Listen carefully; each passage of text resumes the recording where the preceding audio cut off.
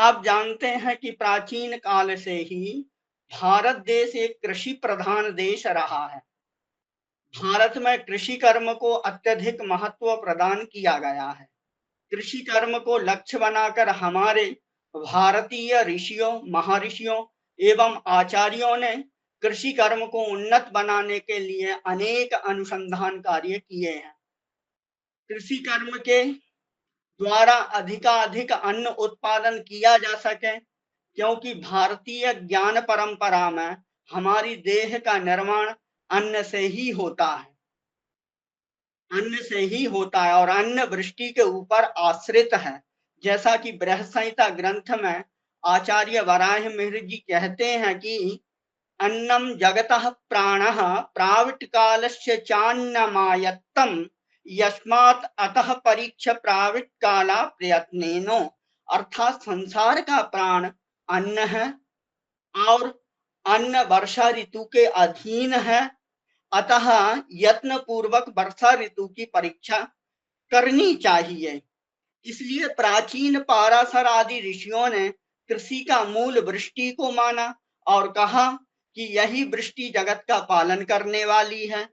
वृष्टि ही जीवन का मूल है। वृष्टि है तो सब कुछ है। जैसा कि महर्षि पाराशर ने कृषि पाराशर में कहा है, वृष्टि मूला तु कृषि सर्वा वृष्टि मूलम तु जीवनम तस्माद आदौ प्रयत्नेनो वृष्टि ज्ञानम समाचरेत। इसी संदर्भ में भगवान श्री कृष्ण ने श्रीमद् भगवत गीता में कहा है कि अन्नात् भवन्ति भूतानि पर्जन्यात् अन्न संभवा यज्ञात् भवन्ति पर्जन्यो यज्ञ कर्म समुद्भवः। अन्न से ही भूत अर्थात प्राणियों का जीवन है। अन्न पर्जन्य से उत्पन्न होता है, पर्जन्य यज्ञ से उत्पन्न होता है और यज्ञ कर्म से समुद्भूत होता है। इसलिए भारतीय मनीषा ने सर्वप्रथम वृष्टि की प्रक्रिया को प्रतिपादित करते हुए भगवान मनु कहते हैं, आदित्या जायते वृष्टि, अर्थात सूर्य ही वृष्टि के मूल कारण है।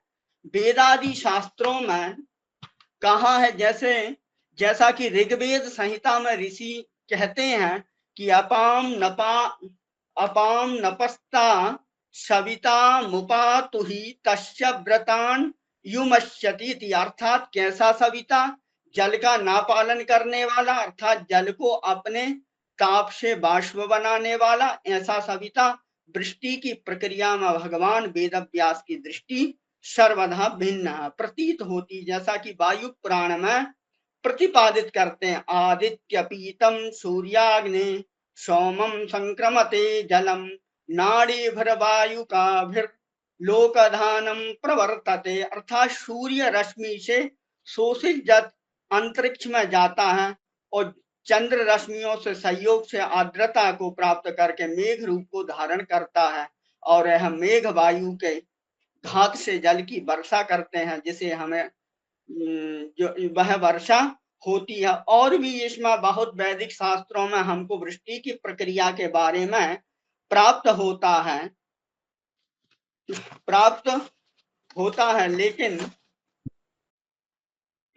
वर्तमान में वृष्टि की प्रक्रिया का विशद वर्णन वेदादि शास्त्रों में प्राप्त है। वर्तमान में वृष्टि के पूर्वानुमान का जो 72 घंटे पूर्व दिए जाते हैं, जिससे जनमानस की सुरक्षा तो हो जाती है, जनमानस की सुरक्षा हो जाती है, परंतु फसलों की सुरक्षा संभव नहीं हो पाती, जिसके फलस्वरूप कृषि की बहुत हानि होती है। जबकि भारतीय ज्योतिष शास्त्र के ग्रंथों में वर्णित वृष्टि के पूर्वानुमान एवं परीक्षण की विधियां एक संवत्सर पूर्व भावी वृष्टि की घोषणा कर देती हैं, जिसके साक्षी भारतीय पंचांगों में वृष्टि विषयक फलादेश हैं। फिर भी ज्योतिष शास्त्र द्वारा इस प्रकार पूर्व में की गई भविष्यवाणियों में त्रुटियां परिलक्षित होती हैं, जिसका कारण सद्यो वृष्टि लक्षण है। इसका पूर्वानुमान 1 वर्ष पूर्व नहीं किया जा सकता है। सद्यो वृष्टि का कारण प्राकृतिक अवस्था में परिवर्तन या प्रकृति में परिवर्तन होने के कारण शीघ्र ही वृष्टि हो जाती है। जैसा कि कादम्बनीकार समीक्षा चक्रवर्ती महामहोपाध्याय पंडित प्रवर मधुसूदन ओझा जी कहते हैं कि अतिवातम च निर्वातम उष्णम जाति शीतलम अत्रिभ्रंश निर्भ्रंश षड्विधम मेघ लक्षणम। कहते हैं कि अतिवात अत्यधिक वायु चलने से, निर्वात वायु न चलने से, अत्यधिक गर्मी होने से, उष्णता होने से, चाति शीतलम अत्यधिक शीतलता होने से मेघों में इस प्रकृति में परिवर्तन आता है जिससे वृष्टि होती है। वो सद्यो वृष्टि का लक्षण आचार्य ने बहुत ही मार्मिक यहाँ प्रस्तुत किया है। वृष्टि काल में शीघ्र उत्पन्न वृष्टि लक्षण वृष्टि होने से पूर्व ही दिखाई देने लगते हैं। इस विषय पर प्राचीन आचार्यों ने अत्यधिक गवेषणाएं की हैं। सद्यो वृष्टि का पूर्वानुमान की अनेक विधियों का वर्णन प्राप्त है, जो आकाश के लक्षणों से, संध्या से, पशु पक्षी और कीट सरीसृपों मेटकादि की चेष्टाओं से सद्यो वृष्टि का पूर्वानुमान करने की विधि शास्त्रों में वर्णित है। कादम्बनीकार समीक्षा चक्रवर्ती महामहोपाध्याय पंडित प्रवर मधुसूदन ओझा जी ने कादम्बनी ग्रंथ के विकार अध्याय में सूर्य किरणों से होने वाली सद्यो वृष्टि का विशद वर्णन किया है। वो कहते हैं कि महिषो उष्ट बराह भई वृषकुंजर पर्वतई पंचरात्रे तदा सप्तरात्रे वावर्षति। अगर आकाश मंडल में, यदि आकाश मंडल में हमको महिष अर्थात भैंस, महिष, ऊंट, सुअर, बैल, हाथी तरह पर्वतकार मेघों से आच्छादित हो, तो कह रहे हैं कि पंचरात्रे तदा सप्तरात्रे, पांचवी रात्रि में अथवा पांचवें दिन में अथवा सातवीं रात्रि में मेघ वर्षा करते हैं। फिर कहते हैं ऐशान्याम ईदृशई मेघई रद्धरात्रेण वर्षति। अगर यही मेघ जैसे ऊपर लक्षण कहे गए हैं कि महिष, उष्ट, वराह इत्यादि अगर हमको आकाश मंडल में दिखाई देते हैं, और वह कहाँ दिखाई देते हैं, ईशान कोण में हमको दिखाई देते हैं, तो वह अर्धरात्रि में वर्षा करते हैं। अब कह रहा है कि उत्तरे यदि संध्यायाम दृश्यते गिरिमालिका तृतीय दिवसे तरी तत्रो वृष्टिर भविष्यति।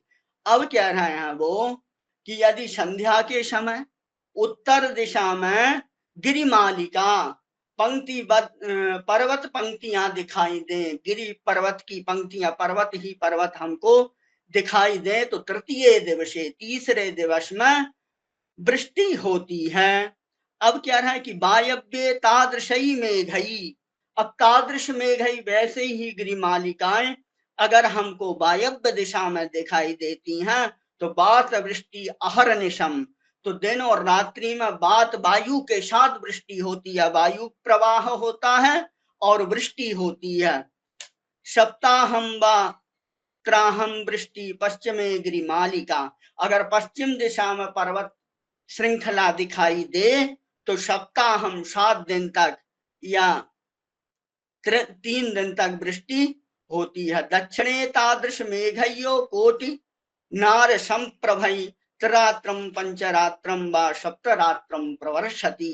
कह रहे हैं कि दक्षिण दिशा में भी वैसी ही मेघमाला दिखाई दे, या कोटि नार कंकनों से बनी हुई अच्छी दीवार हमको दिखाई दे, तो 3 रात्रि या 5 रात्रि और अथवा 7 रात्रि में वर्षा होती है। आग्नेयाम ईदृशई मेघई संध्या काले समुपस्थितई, आग्नेय कोण में वैसे ही मेघ संध्या काल में यदि उपस्थित हो जाते हैं, तस्यामेव ध्रुवम रात्रौ वर्षा भवति, तो शीघ्र ही वर्षा हो जाती है रात्रि में। सायं बहुपुट तुल्या केकी चास जपा शुकई जंतु भरगिरि भरवर्षन्ति न चिराद घनाः।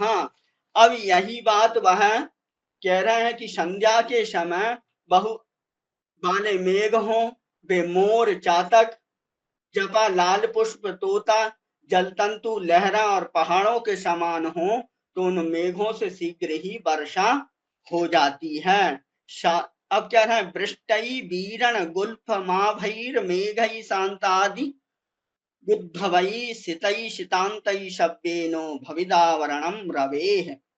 वही बात वो कह रहा है कि शांत सूर्य से अप्रकाशित दिशा में उठे हुए बीरण गुल्फ आभा सफेद अथवा सफेद किनारों वाले मेघों के द्वारा दाहिनी ओर से यदि सूर्य का आच्छादन हो तो वृष्टि समझना चाहिए। अब कह रहा है,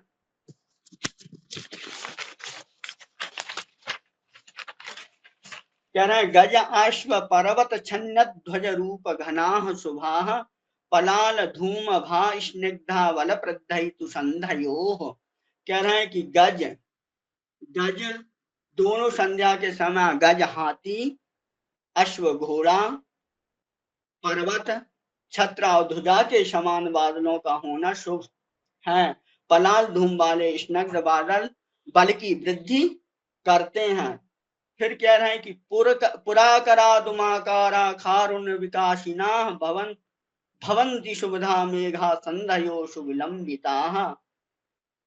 कह रहे हैं कि दोनों संध्या के समय पुर के आकार वृक्ष के आकार वाले लाल वर्ण वाले झुके हुए मेघ शुभ समझे जाते हैं। इस प्रकार से सद्यो वृष्टि का लक्षण आचार्य मधुसूदन जी ने बड़ा मार्मिक किया है। यहाँ बृहद संहिताकार भी सद्यो वृष्टि के कुछ लक्षण प्रस्तुत करते हैं। वह पहले कहते हैं कि आकाश में, कहते हैं कि बराय मिहिर कहते हैं सद्यो वर्षण अध्याय में कि इंद्रधनुष, परिध, प्रतिसूर्य, रोहित तथा विद्युत और परिवेश के लक्षण यदि सूर्य के उदय काल अथवा अस्त काल में दिखाई दे तो शीघ्र ही प्रभूत जल की वृष्टि होती है। आकाश में अगर ऐसे लक्षण दिखाई देते हैं तो निश्चित ही शीघ्र वृष्टि होती है। वहां पर मयूर चित्र और भी आचार्य संध्या लक्षण के उसमें कहते हैं कि उद्योतिना प्रसन्ना ऋजवो दीर्घा प्रदक्षिणा। आचार्य कहते हैं संध्या काले स्निग्धा दंडटाणिन मत्स्य परधि परिवेशा स्वरपति चापैरावत रवि किरणाश्चासु वृष्टिकराः। कह रहे हैं संध्या काल में, सूर्य के अस्त काल में अथवा उदय काल में यदि दंड, हमको दंड की आकृति आकाश में दिखाई देती है, विद्युत दिखाई देती है, मत्स्य की आकृति दिखाई देती है, परिधि परिवेश अथवा इंद्रधनुष दिखाई देता है, ऐरावत आदि हाथी गजों का दिखाई देता है आदि लक्षण सूर्य की किरणों से ये सभी स्निग्ध हो, साफ हो तो निश्चित ही शीघ्र वर्षा होती है। निश्चित ही शीघ्र वर्षा। शुक्ल करा दिन करतो दिवादि मध्यांत गामिना स्निग्धा अभ्युच्छुन्ना ऋजवो वृष्टिकरास्ते तमोख्या। कह रहे हैं सूर्य की शुक्ल वर्णा किरणें जो आकाश में आदि तथा मध्य से होती हैं वो अंत तक जाती हैं। स्निग्ध, अखंड तथा स्पष्ट हो तो अमोघ संज्ञक कहलाते तथा वह वृष्टिकारक होते हैं। ऐसी वृष्टि को आचार्य ने बड़े ही सुंदर ढंग से शास्त्रों में प्रतिपादित किया है। ऐसे ही मयूर चित्रक भी अपने इसमें वृष्टि के कुछ लक्षणों को प्रतिपादित करते हुए कहते हैं प्राविट काले यदा सूर्यो मध्याह्ने दुसहो भवेत् तद्दिने वृष्टिदा प्रोक्ता दुत स्वर्ण समप्रभा। कह रहे हैं कि प्राविट काले, वर्षा काल में सूर्य की किरणें ऐसी हो मध्याह्न काल की कि हम सह ना सकें, अति तीक्ष्ण हो, जो हमको दुख दे, सह ना पाए, तद्दिने वृष्टिदा, उसी दिन वृष्टि होती है। यह सद्यो वृष्टि का लक्षण आचार्य ने भी यहाँ पर प्रतिपादित किया गया है। अन्य शास्त्रकार भी वृष्टि के बहुत से लक्षणों को प्रतिपादित करते हुए कहते हैं, एक घाघ भंडरी हुए हैं, वो भी वृष्टि के बहुत से लक्षणों को प्रतिपादित करते हैं। यदि भैया समय हो जाए तो मेरे को सूचित कर दीजिएगा।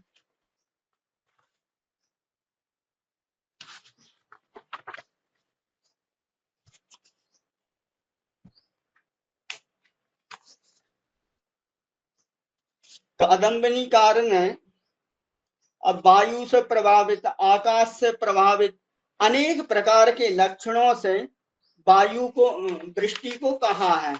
जैसे कि यदि रात में मेघ की गर्जना हो, दिन में रुधिर के समान दंडाकार बिजली दे तथा पूर्व दिशा की ठंडी हवा चले तो वर्षा का आगमन होता है।